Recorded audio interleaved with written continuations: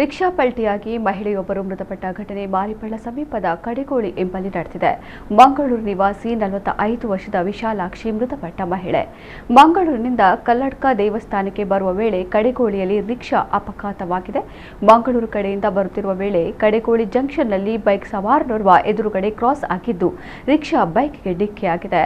ಬಳಿಕ ನಿಯಂತ್ರಣ ತಪ್ಪಿ ರಿಕ್ಷಾ ಎದುರು ಭಾಗದಲ್ಲಿ ನಿಂತಿದ್ದ ಮತ್ತೊಂದು ರಿಕ್ಷಾಕ್ಕೆ ಹಿಂಬದಿಯಿಂದ ಡಿಕ್ಕಿ ಹೊಡೆದು ಪಲ್ಟಿಯಾಗಿದೆ.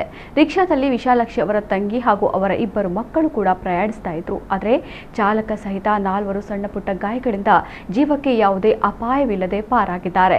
ಘಟನಾ ಸ್ಥಳಕ್ಕೆ ಬಂಟ್ವಾಳ ಟ್ರಾಫಿಕ್ ಎಸ್ಐ ಆದರ್ಶ್ ಭೇಟಿ ನೀಡಿ ಪ್ರಕರಣ ದಾಖಲಿಸಿಕೊಂಡಿದ್ದಾರೆ.